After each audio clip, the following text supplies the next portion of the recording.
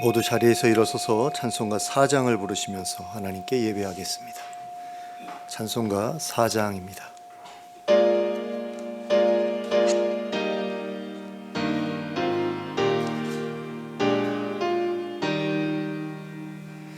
성부 성자와 성령 영원히 영광 받으옵소서. 태초로 지금까지 독일이 영원 무궁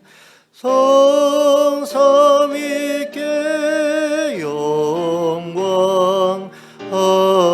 아멘. 함께 기도하겠습니다. 사랑과 은혜가 풍성하신 하나님 아버지, 오늘 저에게 복된 주일을 허락하시고 또 이렇게 함께 모여 예배하게 하심을 감사합니다. 하나님, 이 자리에 성령으로 임하여 주시길 원합니다. 그리고 저희의 마음을 새롭게 하시고 저희의 삶을 새롭게 해주시길 원합니다. 그래서 하나님께서 기뻐하시는 모습으로 변화되어서 세상에서 하나님의 영광을 드러내는 삶을 살아가기에 부족함이 없도록 저희를 인도하여 주시길 간절히 원합니다. 하나님께서 함께 하시는 시간 될 수 있도록 또한 이 시간을 축복하여 주시옵소서. 예수 그리스도의 이름으로 기도하였습니다. 아멘. 찬송가 22장을 함께 찬송하시겠습니다. 찬송가 22장입니다.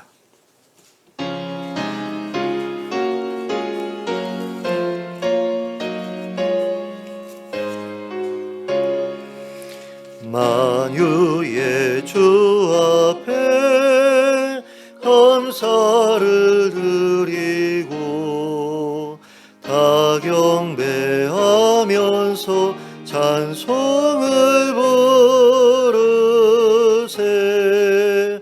내 맘 열어 한 소리로 기뻐 주를 찬양하라. 영원한 그 나라 주 다스리시니 생명의 열쇠는 주님의 것이라. 내 맘 열어 한 소리로 기뻐 주를 찬양하라. 죄짐을 벗은 후 주 앞에 가리니 마음에 영원한 기쁨이 넘친다. 내 맘 열어 한 소리로 기뻐 주를 찬양하라. 참 소망 가지고 그날을 기리며 주 다시 오실 때 기쁘게 맞으리. 내 맘 열어 한 소리로 기뻐 주를 찬양하라.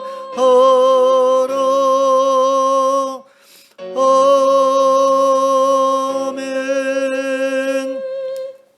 교동문 66번을 함께 교독하시겠습니다.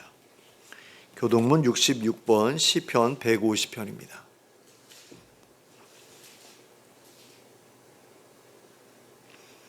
함께 교독하겠습니다. 제가 먼저 시작합니다. 할렐루야. 그의 성소에서 하나님을 찬양하며 그의 권능의 궁창에서 그를 찬양할지어다. 그의 능하신 행동을 찬양하며 그의 지극히 위대하심을 따라 찬양할지어다. 나팔 소리로 찬양하며 비파와 수금으로 찬양할지어다. 소고치며 춤추어 찬양하며 현악과 툰소로 찬양할지어다. 큰 소리 나는 재금으로 찬양하며 높은 소리 나는 재금으로 찬양할지어다. 호흡이 있는 자마다 여호와를 찬양할지어다. 할렐루야. 아멘. 사도신경으로 우리의 신앙을 고백하겠습니다. 전능하사 천지를 만드신 하나님 아버지를 내가 믿사오며 그 외아들 우리 주 예수 그리스도를 믿사오니 이는 성령으로 잉태하사 동정녀 마리아에게 나시고 본디오 빌라도에게 고난을 받으사 십자가에 못 박혀 죽으시고 장사한 지 사흘 만에 죽은 자 가운데서 다시 살아나시며 하늘에 오르사 전능하신 하나님 우편에 앉아 계시다가 저리로서 산자와 죽은 자를 심판하러 오시리라. 성령을 믿사오며 거룩한 공회와 성도가 서로 교통하는 것과 죄를 사하여 주시는 것과 몸이 다시 사는 것과 영원히 사는 것을 믿사옵나이다. 아멘. 모두 자리에 앉으셔서 찬송가 160장을 부르시면서 하나님께 봉헌 드리겠습니다. 찬송가 160장입니다.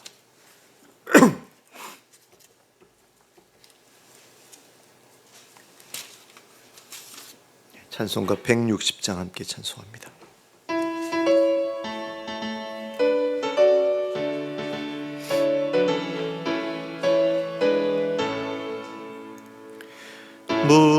무덤에 머물러 예수 내 구주 새벽 기다렸네 예수 내 주 원수를 다 이기고 무덤에서 살아나셨네 어둠을 이기시고 나와서 성도와 함께 길이 다스리시네 사셨네 사셨네 예수 다시 사셨네 헛되이 지키네 예수 내 구주 헛되이 봉하네 예수 내 주 원수를 다 이기고 무덤에서 살아나셨네 어둠을 이기시고 나와서 성도와 함께 길이 다스리시네 사셨네 사셨네 예수 다시 사셨네 거기 못 가두네 예수 내 구주 우리를 살리네 예수 내 주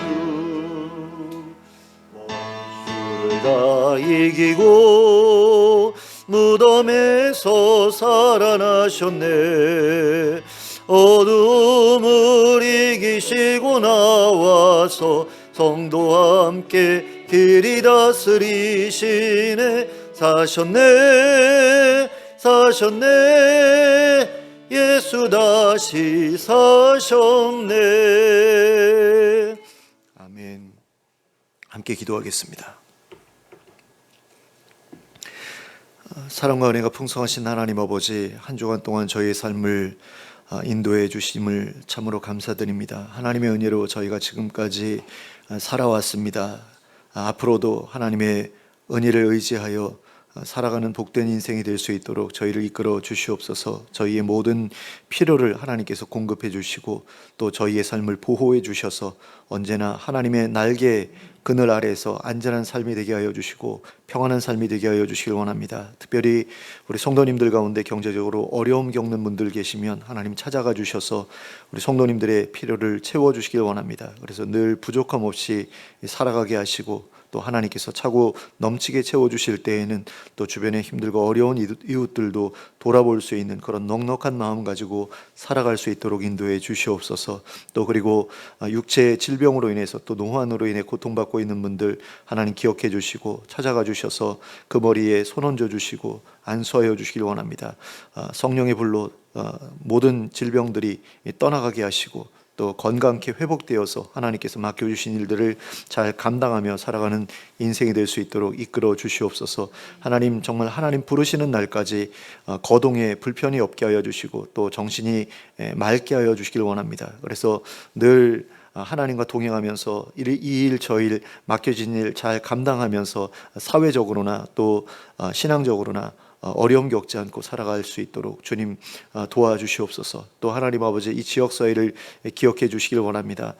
동네가 많이 침체되어 있는 가운데 있는데 하나님, 사람들이 모여들 수 있게 하여 주시고 또 그 가운데에서 정말 아름다운 교류들이 일어나게 하여 주시길 원합니다. 많은 교회들이 있는데 각 교회마다 하나님께서 주신 은사를 가지고 많은 성도들을 잘 섬길 수 있도록 도와주셔서 이 지역사회가 정말 하나님을 아는 사람들로 채워지게 하여 주시고 또 삶이 계속해서 변화되는 그런 역사들이 이 지역 주민들에게 계속 일어날 수 있도록 은혜를 허락하여 주시옵소서. 또 나라에 여러 가지 어려움들이 있었습니다. 하나님 기억해 주시고 이 어려움들이 속히 잘 마무리되고 또 정리되고 또 봉합될 수 있도록 허락해 주시길 원합니다. 하나님께서 원하시는 그 정의로운 일들이 우리 가운데 이루어질 수 있도록 하나님의 공의가 이 땅에서 온전히 이루어질 수 있도록 하나님 역사하여 주셔서 하나님, 더 이상은 불법적인 일들 또 하나님께서 보시기에 합당하지 못한 일들이 이 나라에 생겨나지 않을 수 있도록 도와주시고 또 의로운 지도자들이 일어나서 하나님께서 원하시는 아름다운 나라로 이 나라를 세워갈 수 있도록 하나님, 그분들에게 기회를 주시고 또 지혜를 주시기를 간절히 원합니다. 그래서 더 이상 국민들 간에 서로 편이 갈라져서 다투는 일이 없게 하여 주시옵소서. 정치적인 의견 대립으로 말미암아서 가정 안에서도 분쟁이 생겨나고 또 교회 안에서도 분쟁이 생겨나는 모습을 보는데 하나님, 우리는 이 땅의 나라보다도 하나님 나라를 더 사모하게 하시고 그 나라에 소망을 두게 하시고 이 땅에서 어떻게 하면 하나님 나라를 이 땅에서도 우리가 누리며 살아갈 수 있을까를 고민하게 하시고 하나님 나라의 백성답게 살아갈 수 있도록 허락하여 주시옵소서. 오직 예수 그리스도만이 우리의 지도자가 되시고 또 우리의 인생을 주관하시는 분이심을 기억하게 하시고 이 땅의 지도자에게 소망을 걸지 않게 하여 주시고 우리가 하나님의 백성으로서 해야 할 일들을 최대한 잘 감당하며 살아가게 하여 주시옵소서. 그래서 폭력적인 일들에 우리가 끼어들지 않게 하여 주시고 그러나 불의에는 단호하게 저항할 수 있는 그런 올바른 마음 가지고 살아가는 그런 삶이 되게 하여 주시길 원합니다. 하나님, 특별히 우리가 로마 시대에 우리 기독교인들이 어떻게 살았는지를 우리가 본으로 삼게 되기를 원합니다. 하나님, 그들은 국가를 전복하려 하지도 않았고 또 세상의 문화를 변화시키려고 하지 않았고 자기네들부터 하나님의 백성답게 살기 위해서 노력했는데 그것만으로도 세상을 변화시켰던 것을 봅니다. 그런데 오늘날의 기독교는 광장에 나가서 손을 흔들고 구호를 외치는 그런 식으로 변질되어 있는 것을 봅니다. 핍박받을 때가 더 순수한 신앙을 가지고 살았던 것을 볼 때에 오늘날의 기독교는 뭔가 많이 잘못되어 있다는 생각을 하지 않을 수가 없습니다. 하나님, 우리가 정말 초대교회의 성도들의 본을 따르게 하시고 그들처럼 자신들의 변화된 삶을 통해서 세상을 변화시키는 그런 길을 계속해서 추구해 나갈 수 있도록 허락해 주시고 자기들의 세력이나 힘으로 세상을 변화시키려 하는 그런 어리석음에 빠지지 않을 수 있도록 허락해 주시옵소서. 우리가 힘을 가지고 세상과 맞부딪힐 때 세상도 힘을 가지고 우리와 맞부딪혀 올 것임을 기억하는 가운데 칼로 흥한 자는 칼로 망하듯이 힘으로 흥한 자는 힘으로 망할 수 있음을 기억하면서 평화를 쫓아 나아갈 수 있도록 이끌어 주시옵소서. 하나님, 또 세계 여러 곳에 흩어져서 사역하고 있는 많은 선교사님들, 선교단체들 그리고 NGO 단체들, 여러 봉사자들을 기억해 주시길 원합니다. 그들을 통해서 하나님, 전쟁이나 자연재해로 인해 고통받고 있는 사람들이 큰 도움을 얻게 하여 주시고 또 하나님을 만날 기회를 얻게 하여 주시길 원합니다. 그래서 그들이 생명의 끈을 놓지 않을 수 있도록 하나님 인도해 주시고 또 전쟁이 빨리 종식되고 또 자연재해로 인해 무너져 내린 그 삶이 속히 회복되는 그런 역사들이 일어날 수 있도록 허락해 주시길 원합니다. 그 가운데에서 정말 하나님께서 함께 하시고 하나님께서 돌보시는 그 손길들을 경험할 수 있는 기회를 그들이 맛보게 하시고 그 가운데서 다시 살아갈 힘을 얻게 하여 주시옵소서. 또 우리나라에서도 많은 사역자들이 수고하고 있는데 그들의 사역을 하나님께서 기름 부어 주시고 그 일들을 통해서 많은 어려움에 처한 사람들이 도움을 얻게 하여 주시옵소서. 우리나라에도 여전히 굶어 죽는 사람들이 매년 100여 명씩 나오고 있는 것을 보게 됩니다. 하나님, 그 외에도 여러 가지 의료적인 도움을 받지 못하는 사람들도 있고 또 경제적인 어려움 때문에 여러 가지 일들에 치이면서 살아가는 사람들이 많은데 그분들을 기억해 주시고 그분들의 필요를 채워 주시길 원합니다. 특별히 난방비가 없어서 고통받는 분들을 우리가 기억하게 하여 주시고 그들을 위해서 우리가 도울 바를 찾게 하여 주시고 또 우리가 드리는 절기헌금을 통해서 또 그들에게 많은 도움을 끼칠 수 있도록 은혜를 허락하여 주시옵소서.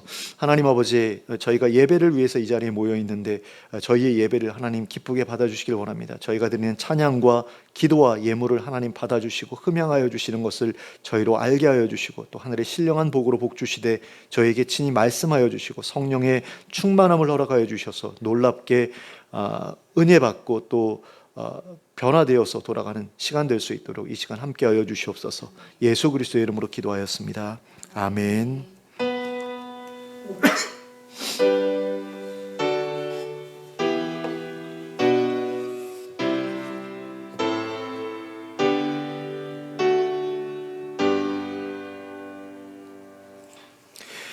교회 소식은 주부를 참고해 주시면 되겠습니다. 좌우를 둘러보시면서 인사 나누시기 바랍니다. 잘 오셨습니다. 반갑습니다. 하나님의 말씀 함께 보겠습니다. 마태복음 28장 1절부터 15절까지 말씀입니다.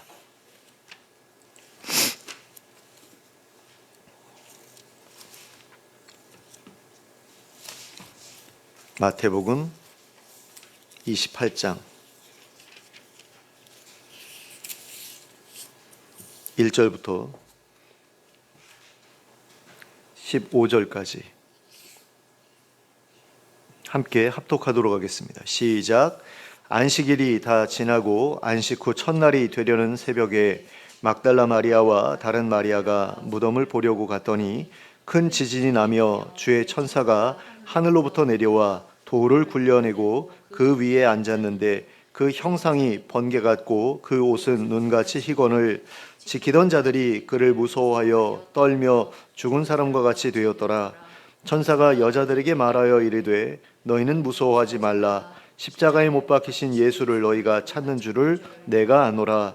그가 여기 계시지 않고 그가 말씀하시던 대로 살아나셨느니라. 와서 그가 누우셨던 곳을 보라. 또 빨리 가서 그의 제자들에게 이르되 그가 죽은 자 가운데서 살아나셨고 너희보다 먼저 갈릴리로 가시나니 거기서 너희가 배우리라 하라.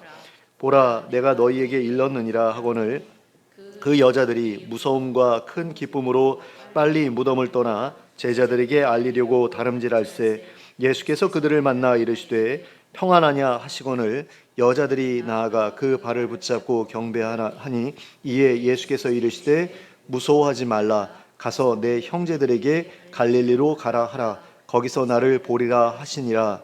여자들이 갈 때 경비병 중 몇이 성에 들어가 모든 된 일을 대제사장들에게 알리니 그들이 장로들과 함께 모여 의논하고 군인들에게 돈을 많이 주며 이르되 너희는 말하기를 그의 제자들이 밤에 와서 우리가 잘 때에 그를 도둑질하여 갔다 하라.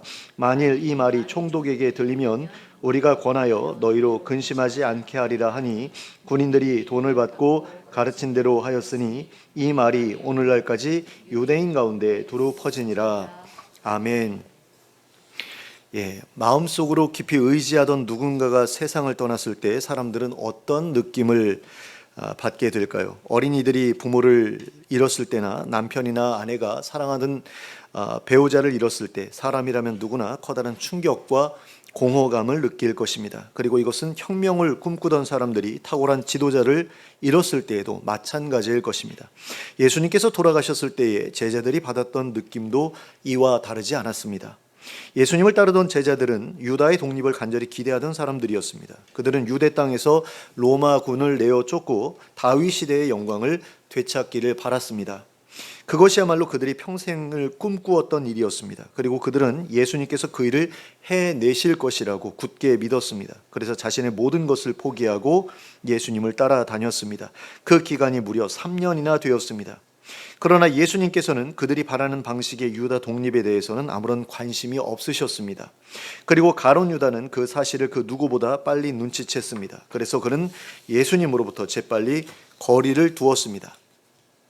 그러나 다른 제자들은 여전히 자기들의 꿈을 붙잡고 있었습니다. 그래서 계속해서 예수님을 따라다녔지요. 그리고 그러던 중에 아주 세게 뒤통수를 맞는 것 같은 일을 당하게 되었습니다. 자기들이 지도자로 생각하며 따랐던 예수님께서 십자가에서 죽으신 것입니다. 그리고 그 일로 인해 그들의 기대는 무참히 깨져버리고 말았습니다.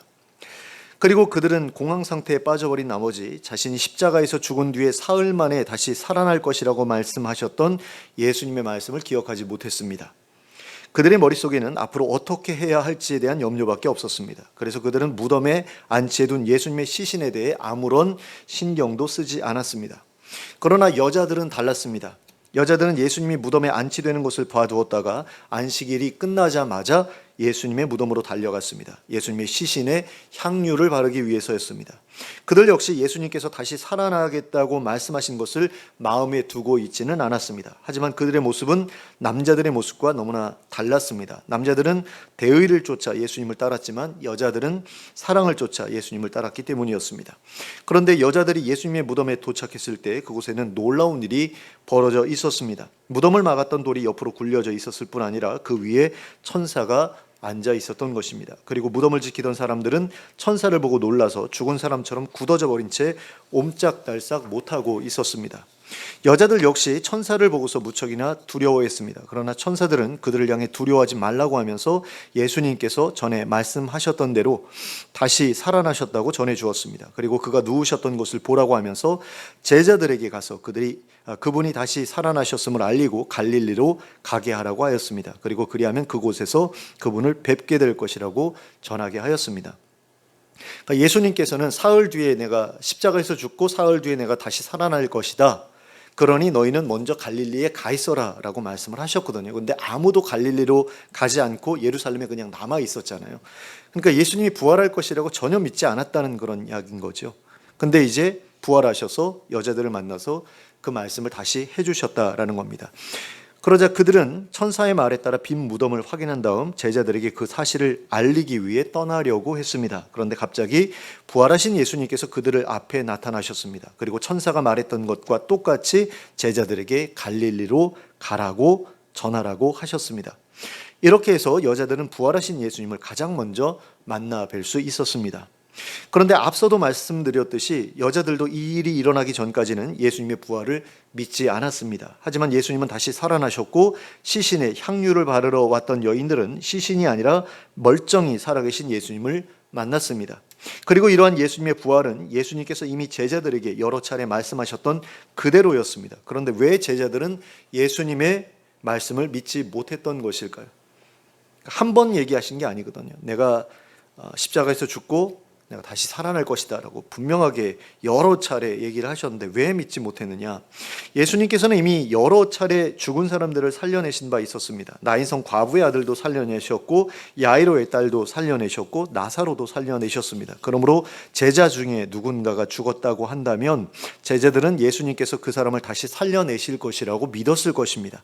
그러나 예수님 자신이 돌아가신다면 도대체 누가 예수님을 다시 살려낼 수 있겠습니까? 이것이 바로 제자들이 예수님의 말씀을 믿지 못했던 이유였습니다. 구약시대의 선지자들 역시 예수님처럼 죽은 사람들을 살려냈습니다. 엘리야는 사르밧 과부의 아들을 살려냈고 엘리사는 수넴 여인의 아들을 살려냈습니다. 하지만 엘리야는 승천했고 엘리사는 죽었습니다. 그러므로 제자들은 예수님께서도 다시는 제자들 앞에 살아있는 모습을 보이실 수 없을 것이라고 생각했습니다. 하지만 그들의 예상과는 다르게 예수님께서는 다시 살아나셨습니다. 그러면 예수님께서는 어떻게 다시 살아나실 수 있으셨던 것일까요? 말할 필요도 없이 하나님께서 다시 살려내셨기 때문에 다시 살아나신 것이었습니다. 그리고 이것은 예수님처럼 부활하기를 원하는 우리들에게 대단히 중요한 의미를 지닌 사건이었다고 하지 않을 수 없습니다. 예수님 이전까지는 하나님께서 누군가를 다시 살려내고자 하실 때에 반드시 하나님의 일꾼들을 통해서 그 일을 하셨습니다. 그리고 예수님 이후로도 하나님께서는 언제나 하나님의 일꾼들을 통해서 사람들을 살려내셨습니다. 베드로를 통해서는 도르가라고 하는 다비다를 살려내셨고 바울을 통해서는 유두고라고 하는 청년을 살려내셨습니다. 그런데 예수님에 대해서만큼은 다른 어느 누구를 통해서가 아니라 하나님 자신이 직접 그 일에 개입하셔서 살려내셨습니다. 그리고 이것은 세상의 마지막 날에 모든 인류가 종말을 맞이한 후에라도 하나님께서 친히 사람들을 살려내실 수 있음을 의미합니다. 그러니까 종말이 되면 모든 사람들이 다 죽을 것 아닙니까? 다 세상을 떠난 그런 상태에서 어떻게 누가 하나님의 백성들을 다시 살려내겠느냐라고 했을 때 하나님이 친히 살려내시는 것 외에는 다른 방법이 없다라는 거죠. 그런데 제자들은 그때까지도 그 사실에 대해 생각하지 못했습니다. 제자들은 죽은 자를 살려내시는 하나님의 능력을 믿었습니다. 하지만 그들은 오직 예수님을 통해서만 그 능력이 나타날 수 있다고 생각했습니다. 근데 이건 좀 웃기는 일이에요. 자기들도 이제 뭐 죽은 자를 살려냈다라고 그 복음서에 기록되어 있는 것을 보게 되거든요. 제자들도 예수님께 성령 받고 나가서 전도할 때 죽은 자도 살려냈다라는 그런 내용들이 나오는데 자기들도 그 일을 했으면서 예수님을 통해서만 죽은 사람들이 살아날 수 있을 것이다라는 그런 식으로 생각했다라는 거죠. 그러니까 예수님께서 돌아가신 이상 이제는 모든 것이 확실하게 끝나버렸다라고 생각하지 않을 수가 없었던 겁니다. 하지만 그것은 진실이 아니었습니다. 하나님께서는 아무런 매개체 없이도 죽은 사람을 살려내실 수 있으셨습니다. 그리고 성경은 죽은 사람이 어떤 상태에 있을지라도 하나님께서 능히 살려내실 수 있다고 말씀하고 있습니다. 그러니까 에스겔서 37장을 보시면 하나님께서 에스겔 선지자를 골짜기로 데리고 가서 거기 가득한 뼈를 보여주시고서는 그것을 다시 살려내셨던 환상이 기록되어 있습니다. 에스겔서 37장 7절부터 10절까지 말씀을 제가 읽어드리겠습니다. 이에 내가 명령을 따라 대언하니 대언할 때에 소리가 나고 움직이며 이 뼈 저 뼈가 들어맞아 뼈들이 서로 연결되더라. 내가 또 보니 그 뼈에 힘줄이 생기고 살이 오르며 그 위에 가죽이 덮이나 그 속에 생기는 없더라. 또 내게 이르시되 인자야 너는 생기를 향하여 대언하라. 생기에게 대언하여 이르기를 주 여호와께서 이같이 말씀하시기를 생기야 사방에서부터 와서 이 죽음을 당한 자에게 불어서 살아나게 하라 하셨다 하라. 이에 내가 그 명령대로 대언하였더니 생기가 그들에게 들어가매 그들이 곧 살아나서 일어나 서는데 극히 큰 군대더라. 자, 흩어져 있던 뼈가 서로 제 자리를 찾아 연결되고 그 위에 힘줄이 생기고 살이 오르고 가죽이 덮이고 마침내 생기가 사방에서 몰려와 그들을 살려냈다라고 말씀하고 있습니다. 그렇다면 하나님께서 사람을 살리시기 위해서는 반드시 뼈라도 남아 있어야만 하는 것일까요? 그렇지 않습니다. 뼈조차 가루가 되고 먼지가 되어버린 상태일지라도 하나님께서는 그 사람을 다시 살려내실 수 있습니다. 그렇다면 반드시 선지자의 대언이 있어야만 그런 뼈들이 살아날 수 있는 것일까요? 그것도 그렇지 않습니다. 하나님께서 친히 명령하실 수도 있습니다. 그리고 어쩌면 하나님께서 친히 명령하시는 것이 누군가를 통해 대언하시는 것보다 더 능력 있게 역사하실지도 모릅니다. 하나님께서 태초에 천지를 창조하실 때 누군가를 통해서 창조하신 게 아니잖아요. 물론 예수 그리스도를 통해서 창조하신 건 맞죠. 근데 그때는 예수님께서 사람이 아니시지 않았습니까? 하나님의 아들이자 하나님의 말씀이자 하나님의 지혜로서 세상을 창조하신 거죠. 근데 그렇게 창조하셨을 때가 더 놀라운 그런 기적이 일어난 것 아니겠습니까? 그런 점에서 누군가의 꼭 대언이 있어야만, 그러니까 하나님의 종들이 꼭 매개자가 되어야만 죽은 사람들을 살려낼 수 있는 것은 아니다라는 겁니다. 그러므로 제자들이 예수님을 정말로 하나님의 아들이라고 믿었다면 예수님의 말씀도 믿었어야 하는 거죠. 하나님께서 친히 예수님을 살려내실 수 있다라는 사실을 믿었어야 한다라는 겁니다. 하지만 예수님의 부활은 전례가 없는 일이었습니다. 지금까지 이런 일은 한 번도 일어난 적이 없었다라는 겁니다. 어떤 매개체도 없이 선지자의 어떤 대언이나 기도도 없이 하나님께서 친히 죽었던 사람을 다시 살려내신 일은 이때가 처음이었습니다. 하지만 그 일은 앞으로도 수없이 벌어질 일이었습니다. 그 일은 마지막 날에 우리에게도 동일하게 벌어질 일이었습니다. 그래서 바울 사도는 예수님의 부활을 잠자는 자들의 첫 열매라고 불렀습니다. 이 말은 예수님의 부활을 기점으로 해서 예수님을 따르는 사람들 역시 부활하게 되리라는 것을 의미합니다. 그러니까 첫 열매가 나타났으니 반드시 그 다음 열매도 나타나게 되리라는 말씀입니다.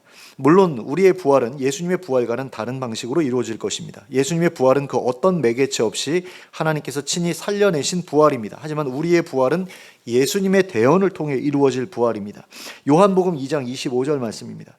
진실로 진실로 너희에게 이르노니 죽은 자들이 하나님의 아들의 음성을 들을 때가 오나니 곧 이때라. 듣는 자는 살아나리라. 그러나 이러한 부활은 구약시대의 선지자들을 통해 이루어졌던 부활이나 예수님을 통해 이루어졌던 부활이나 베드로나 바울을 통해 이루어졌던 부활과는 다른 종류의 부활입니다.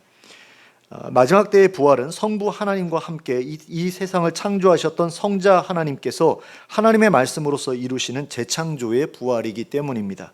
그리고 이 재창조의 부활로 다시 살아난 사람들은 또다시 죽음을 겪게 되지 않습니다. 하지만 앞서 말씀드렸던 부활을 경험한 사람들은 한동안 이 세상에 머물다가 또다시 병이 들거나 나이가 들어서 세상을 떠나버렸습니다. 그러니까 나사로도 다시 죽었고, 다른 사람들, 예수님께서 살려내셨던 야이로의 딸도 죽었고 그랬다라는 거죠. 그래서 김학철 교수님이라는 분이 있는데요. 이분은 앞서 말씀드렸던 부활은 부활이 아닌 소생이라는 말로 구별해야 한다고 주장하기도 합니다. 소생 또는 재생이라고 부르는 것이 맞겠다라고 이야기를 하는데 저도 그 의견에 동의하는 입장이 있습니다. 그런데 우리는 재창조의 부활을 통해서만 하나님의 나라에 들어갈 수 있습니다. 그러므로 예수님을 믿는 사람은 예수님께서 부활하셨다는 사실을 믿을 뿐 아니라 자신도 예수님처럼 부활하게 되리라는 사실을 믿어야 합니다. 그리고 새로운 몸을 입고 새하늘과 새 땅에서 살아가게 되리라는 사실도 믿어야 합니다. 왜냐하면 그것이 기독교 복음의 핵심이기 때문입니다. 그런데 많은 사람들이 예수 천당 불신지옥 하면서 죽어서 가는 천당, 그게 끝인 것처럼 그렇게 생각하고 그것을 전부라고 생각합니다. 근데 그렇지가 않습니다. 예수님 재림하시고 우리가 새 몸을 입고 이 땅에서 다시 살아간다라는 게 기독교 복음의 핵심이에요. 왜냐하면 예수님께서 이 땅에 오셨을 때 전하셨던 복음이 하나님 나라의 복음이기 때문입니다. 근데 우리는 십자가의 복음만 머릿속에 주로 담고 살아가거든요. 왜냐하면 그게 너무나 중요한 일이고 큰 일이기 때문에. 그런데 사실은 그것은 하나님 나라 복음의 일부일 뿐이지 하나님 나라 복음보다 크다라고 말할 수 없습니다. 그러니까 예수님께서 전하셨던 것은 하나님의 나라가 가까웠다라는 것이고 회개하라는 것이었어요. 근데 그 회개가 의미가 있으려면 예수님께서 십자가에서 죽으셔야 됐거든요. 그러니까 내가 회개하고 사실은 내가 십자가에 못 박혀서 죽어야 되는데 예수님께서 나 대신에 죽으셨기 때문에 내 회개가 의미가 있어지는 것이고, 또 그래서 내가 다시 부활할 수도 있게 되는 것이고 하나님 나라에도 들어갈 수 있게 되는 거거든요. 그래서 하나님 나라에서 살아가는 게 하나님께서 우리에게 주시기로 하셨던 약속의 최종적인 결론이에요. 그러니까 하나님께서 아브라함한테 주시려고 했던 게 뭐예요? 가나안 땅이잖아요. 그러니까 하나님께서 우리에게 주시려는 것도 땅이거든요. 새 하늘과 새 땅의 그 땅, 하나님 나라라는 땅. 나라의 구성 요소가 국민 주권 영토 아닙니까? 땅 아닙니까? 그 땅을 주시려고 하는 건데 그 땅에서 살아가기 위해서 우리가 부활을 해야 된다는 거죠. 몸을 입어야 된다는 겁니다. 그래서 부활을 믿지 않으면 하나님 나라의 복음을 믿는 것이 아니다라고까지 말할 수 있습니다.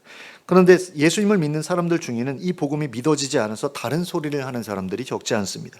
어떤 사람들은 예수님의 부활은 육체의 부활이 아니라 정신의 부활이라고 주장합니다. 예수님은 죽었지만 예수님의 정신은 제자들에게 남아서 지금까지 흘러내려오고 있는데 그것이 바로 예수님의 부활이라는 겁니다. 그런데 그런 게 부활이라면 부처님도 부활했다고 할 수 있고 무함마드도 부활했다고 할 수 있습니다.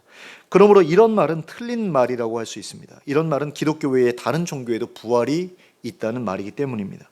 또 어떤 사람들은 예수님께서 십자가에서 죽으셨다가 부활하신 것이 아니라 잠시 동안 기절해 계셨다가 무덤에서 깨어나신 것이라고 주장합니다. 그런데 십자가에서 6시간이나 달려 있었던 사람이 다시 깨어났다고 해도 무슨 힘이 남아 있어서 장정 여럿이 힘을 모아야 겨우 움직일 수 있는 무덤 입구의 문을 돌을 움직여서 무덤 밖으로 탈출할 수 있었겠습니까? 또 무덤을 지키던 경비병들은 어떻게 제압할 수 있었겠습니까?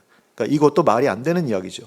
또 어떤 사람들은 본문에 기록되어 있는 대제사장들의 말처럼 예수님의 제자들이 예수님의 시신을 빼돌린 후에 거짓으로 예수님이 부활하셨다는 말을 퍼뜨린 것이라고 주장하기도 합니다.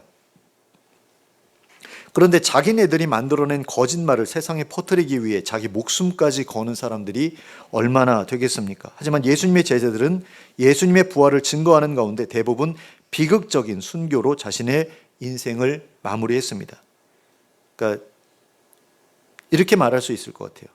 예수님의 제자들 중에 곱게 죽은 사람은 한 사람도 없다라는 거죠. 다들 고생하다가 비참하게 죽었다라는 거죠. 근데 이런 사실만 보더라도 예수님의 부활에 대한 제자들의 주장이 결코 거짓이 아니었다는 사실을 알 수 있게 됩니다. 그러니까 예수님 부활했다라는 말만 안 하면 편하게 살 수 있어요. 편하게 살 수 있는데 왜 그 말을 하다가 굳이 잡혀가서 불타 죽고 창에 찔려 죽고 그러느냐라는 거죠. 그게 사실이었으니까 그랬다라는 겁니다. 그리고 자기들도 그렇게 부활할 것이라는 믿음이 있었기 때문에 그럴 수 있었다는 거죠. 그런데 이러한 설명에도 불구하고 예수님의 부활이 믿어지지 않는다면 그 사람은 자신의 부활에 대해서도 믿어지지 않을 것입니다. 그리고 그런 사람은 자신이 부활해서 살아가게 될 하나님의 나라도 믿어지지 않을 것입니다. 그리고 그렇다고 한다면 그 사람은 예수님께서 말씀하신 하나님 나라의 복음을 믿지 않는 사람이며 결과적으로는 예수님을 믿지 않는 사람이라고 할 수 있을 것입니다. 하지만 예수님은 분명히 부활하셨습니다. 여자들이 부활하신 예수님을 보았고 또 남자 제자들도 부활하신 예수님을 보았습니다. 그리고 예수님께서 승천하실 때에는 수백 명이 한 자리에서 그 장면을 목격했습니다. 고린도전서 15장 3절부터 8절까지의 말씀입니다.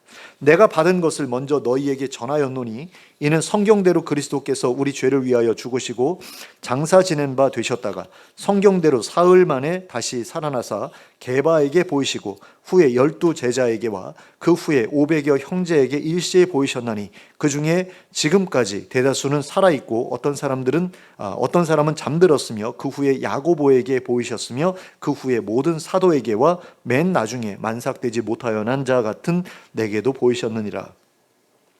이처럼 수많은 사람들이 부활하신 예수님을 보았고 그분의 승천까지 보았습니다. 그리고 그 사실을 세상에 알리려다가 목숨을 잃었습니다. 그렇게 그들이 목숨을 걸고 전했던 소식이기 때문에 우리는 예수님의 부활을 믿을 수 있는 것입니다. 이런 설명에도 불구하고 예수님의 부활이 믿어지지 않는다면 예수님의 부활을 믿게 될 방법은 단 한 가지밖에 없습니다. 그것은 정말로 그 일이 사실이라면 나에게도 믿어지게 해주십시오라고 하나님께 기도하는 것입니다. 그리고 최선을 다해 그리고 성심을 다해 기도했는데도 예수님의 부활이 믿어지지 않는다면 그 사람은 예수님과 아무 인연이 없는 사람이라고밖에 볼 수 없습니다. 그러므로 그런 사람은 차라리 교회를 떠나 세상에서 자유롭게 인생을 즐기다가 세상을 떠나는 편이 더 나을지도 모릅니다. 근데 교회에 들어와 가지고 굳이 예수님은 육체로 부활하신 게 아니다, 정신이 부활한 거다, 이런 소리를 늘어놓고 있는 사람들이 있어서 굉장히 안타깝다라고 말하지 않을 수가 없습니다. 특별히 그 진보적인 목사님들 가운데 이런 분들이 많아요. 예수님의 부활은 정신적인 부활이다, 뭐 이런 얘기를 하고 지옥은 없다라고 이야기를 하더라고요. 근데 저는 지옥이 없다면 굳이 예수님 믿을 필요가 뭐가 있나, 하나님 믿을 필요가 뭐가 있나라는 생각이 들어요. 왜냐하면 한번 생각해 보세요. 세상에 얼마나 많은 악인들이 있습니까? 그리고 그 악인들을 통해서 얼마나 많은 의로운 사람들이 고통을 받고 있습니까? 또 받았습니까? 그런데 그 억울함을 하나님께서 풀어주시겠다고 하잖아요. 그들의 눈물을 내가 닦아주겠다라고 말씀하시잖아요. 그러니까 내가 원수를 갚아주겠다라고 말씀하시잖아요. 그러면서 너희는 용서하라고 얘기를 하시잖아요. 그러니까 우리가 누군가가 나에게 해를 끼쳤을 때 용서할 수 있는 이유는 하나님께서 대신 그 원수를 갚아주시겠다고 하시기 때문이죠. 그런데 하나님께서 악인들을 벌하시는 수단이 뭐예요? 이 땅에서는 뭐 여러 가지 그 재난 같은 거, 뭐 질병이라든가 기근이나 이런 전쟁 같은 것을 통해서 벌하시지만 죽은 다음에는 벌하실 도구가 지옥 말고는 없는 겁니다. 그렇잖아요. 성경에서 죽은 사람들에게 어떻게 하나님께서 형벌을 주시겠다고 말씀하고 있어요. 지옥 말고는 없거든요. 근데 지옥이 없으면 형벌은 없는 거죠. 죽은 이후에 형벌은 없는 거죠. 이 땅에서 형벌받고 다 끝나는 거죠. 근데 그렇지가 않잖아요.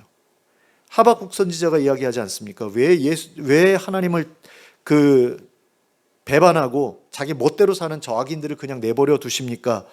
라고, 왜 그들은 죽을 때까지 건강하고 잘 먹고 잘 살다가 죽습니까? 라고 했더니 하나님께서 아니다, 내가 벌할 것이다 라고 얘기를 하는데, 사실 보면 예수 안 믿고 이 땅에서 나쁜 짓 정말 많이 하다가 편안하게 죽은 사람들도 얼마나 많아요. 그런 사람들을 어떻게 하나님께서 처벌하셔서 그들로부터 고통받았던 사람들의 억울함을 풀어주겠냐라는 거죠. 지옥 말고는 없는 거거든요. 그러니까 지옥이 있다라고 생각하지 않으면 하나님이 억울한 자들의 그 한을 풀어줄 것이다라는 기대도 우리가 할 수 없는데, 그러면 내가 직접 원수 갖고 다니는 게 낫지. 그렇지 않습니까? 그러니까 말이 안 되는 이야기들을 하는 목사님들도 있고 성도님들도 있는데 안 믿어지니까, 그러면서도 기독교 안에 뭔가 얻어먹을 게 있는 거죠. 그러니까 목사라는 직업을 가지고 생계를 유지해야 되니까 그 일을 계속하고 있는 게 아닌가라는 그런 생각도 들고요. 별 생각이 다 드는데 도대체 이유를 잘 모르겠습니다. 근데 그런 사람들하고 다르게 부활이 믿어진다고 한다면 그 사람은 자신에게 왜 부활이 필요한지 정도는 알아둘 필요가 있습니다. 그러면 우리에게는 왜 부활이 필요한 것일까요? 우리에게 부활이 필요한 첫 번째 이유는 지금의 이 육체를 가지고서는 하나님께서 약속하신 영원한 삶을 온전히 누릴 수 없기 때문입니다. 지금의 육체를 가지고 영생을 살아가게 되었다고 한번 생각해 보시기 바랍니다. 너무나 나이가 많이 들어서 눈도 잘 보이지 않게 되었고 허리도 구부정하게 되었고 관절도 여기저기 삐긋거리게 되었는데 그 몸을 가지고 영생을 살아간다면 그것은 복이 아니라 저주에 가까운 일일 것입니다. 그러므로 하나님 나라에서 영생답게 살아가기 위해서는 영원히 늙지도 않고 병들지도 않는 완전한 육체가 필요합니다. 그래서 우리에게 부활이 필요한 것입니다. 그러니까 부활체라는 것이 얼마나 대단한 것인지를 우리가 기대해야만 부활도 기대할 수 있게 된다는 거죠. 우리에게 부활이 필요한 두 번째 이유는 지금의 육체를 가지고서는 죄로부터 완전히 자유로운 삶을 살아가는 것이 불가능하기 때문입니다. 우리가 죄를 짓는 데에는 세 가지 이유가 있죠. 나 자신의 욕망, 세상의 유혹, 사탄의 미혹. 이 세 가지가 우리를 유혹하고 흔들기 때문에 우리는 죄를 짓게 됩니다. 그런데 하나님 나라가 완성되면 세상의 유혹이나 사단의 미혹 같은 것은 존재할 수 없게 됩니다. 왜냐하면 모든 악인들 그리고 사단과 귀신들도 다 불못에 지옥에 던져지기 때문이죠. 그리고 오로지 자신의 욕망만이 남게 됩니다. 그런데 이 욕망을 완벽하게 제어하기 위해서는 우리에게 완벽한 두뇌가 필요합니다. 그리고 이러한 두뇌를 얻기 위해서는 부활을 통해서 새롭고도 완전한 육체를 얻어야 합니다. 그래서 우리에게 부활이 필요한 것입니다. 그러니까 많은 사람들이 이렇게 뭔가 자기를 제어하지 못하고 죄를 저지르는 그런 이유를 어디에서 학자들이 찾냐면 뇌에서 찾거든요. 뇌가 망가져 있으면 똑바로 살려고 해도 그게 안 되는 거예요. 그러니까 전두엽이 제대로 발달하지 못하면 자기 절제가 안 되는 겁니다. 그래서 ADHD 같은 경우는 자기의 충동성을 절제하지 못하는 그런 문제가 생겨버리고요. 또 어떤 경우에는 그런 일이 있었대요. 공사장에서 일을 하다가 철근이 머리를 뚫고 지나간 거예요. 근데 다행스럽게도 죽지가 않았다라고 그래요. 그런데 뇌의 일부가 망가졌는데 그 철근을 뽑아내고 이제 정상적인 삶으로 돌아갔는데도 불구하고 이 사람이 예전의 삶과 완전히 다른 삶의 방식을 보여주더라는 거죠. 옛날에는 굉장히 점잖은 사람이었는데 쉽게 분노하고 욕하고 하는 폭력적이 되는 그런 변화가 일어나더라는 겁니다. 그래서 뇌과학자들이 생겨나기 시작한 거예요. 뇌를 연구하는 학자들이 생겨나기 시작했고, 그리고 많은 사람들의 범죄가 뇌가 망가져서 벌어지고 있는 것이다라는 사실을 밝혀내게 되죠. 그러니까 사이코패스 같은 사람들, 그리고 소시오패스도 어쩌면은 뇌와 연관이 되어 있는지 모르겠는데 어떤 호르몬의 그 분비가 안 된다거나 하는 그런 문제들을 통해서 사람들이 중독에 빠지기도 하고 충동성을 절제하지 못하기도 하고 그런 문제가 생겨나는 거죠. 근데 그런 중독성을 가지고 영생을 살아간다라고 한다면 그 삶이 얼마나 엉망이 되겠습니까? 그러니까 부활을 하지 않고 지금의 몸을 가지고 영생을 살아간다.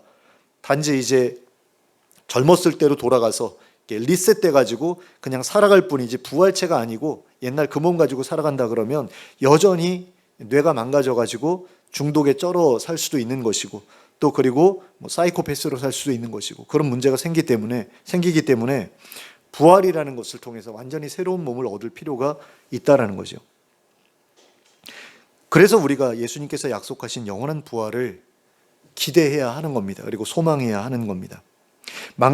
혹시라도 망가진 이 세상에서 살아가는 것이 만족스럽다면 모를까, 그렇지 않다고 한다면 새로운 세상이 올 것을 믿으시기 바랍니다. 그리고 기대하시기 바랍니다. 그리고 부활의 첫 열매가 되신 예수님은 마지막 날에 우리를 다시 살아나게 하실 예수님께 감사하면서 그분과 함께 살아가게 될 영원한 하나님 나라에 어울리는 사람이 되기 위해 부단히 준비하시기 바랍니다. 그리하여 하나님께서 이 세상을 심판하시는 그날 하나님께서 허락하신 새 몸을 입고 다시 부활하여 하나님 나라에서 영원하고도 복된 삶을 새롭게 시작하는 여러분들 되시기를 예수 그리스도의 이름으로 축원합니다. 함께 기도하겠습니다. 사랑의 하나님 아버지, 예수님께서 부활하신 것이 얼마나 우리에게 중요한 일인지를 우리가 기억할 수 있기를 원합니다. 많은 사람들이 이 십자가는 중요하게 생각하는데 부활에 대해서는 별로 중요하지 않게 생각하는 것을 봅니다.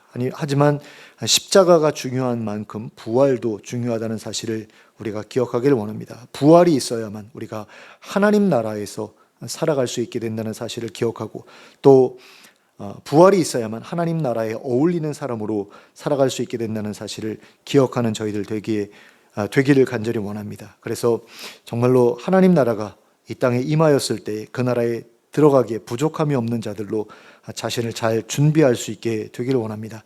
많은 사람들이 죽어서 가는 천국만 생각하고 그 천국에 들어간 다음에 예배만 드리면서 살아갈 것처럼 생각하는데, 그것이 아니라 에덴 동산에 아담이 살아갈 때 그런 모습과 동일한 모습 가지고 우리가 살아가게 될 것을 생각하면서 이 땅에서 어떻게 살아갈 것인가를 고민하게 하시고, 이 땅에서부터 하나님 나라 백성답게 살아가기를 훈련하는데 최선을 다하는 저희 모두가 되게 하여 주시옵소서. 그래서 하나님 나라에서 우리가 들어갈 수 있을까 없을까를 하나님께서 판단하실 때에 우리들 가운데 그 누구도 천국에 들어가는 것을 거절당하지 않는 자들 다 될 수 있도록 인도하여 주시옵소서. 예수 그리스도의 이름으로 기도하였습니다. 아멘. 모두 일어서서 찬송가 165장을 함께 찬송하겠습니다. 찬송가 165장입니다.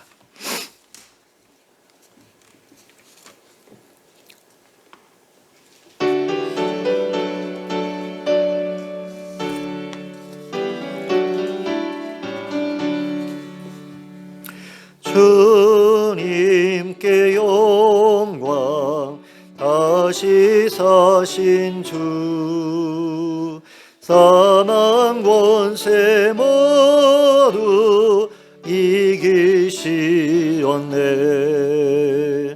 흰 옷 입은 천사 돌을 옮겼고, 누우셨던 곳은 비어 있었네. 주님께 영광, 다시 사신 주, 사망 권세 모두 이기시었네. 부활의 주님 나타나시사 두려움과 의심 물리치셨네. 주의 교회 기뻐 찬송하여라. 다시 사신 주님 죽음 이겼네. 주님께 영광, 다시 사신 주, 사망 권세 모두 이기시었네. 생명의 임금, 영광의 주님, 주님 없는 삶은 헛될 뿐이라. 주의 사랑으로 세상 이기고, 요단 건너 본향 가게 하소서. 주님께 영광, 다시 사신 주, 사망 권세 모두 이기시었네. 아멘. 함께 기도하겠습니다. 이제는 우리 주 예수 그리스도의 은혜와 하나님 아버지의 극진하신 사랑과 성령님의 감동감화 교통하심이 예수님께서 다시 오시는 그날 새 몸을 입고 다시 부활하여 예수님과 함께 하나님 나라에서의 새로운 삶을 시작하기를 소망하는 주님의 백성들 머리 위에 지금부터 영원토록 함께 하실지어다. 아멘.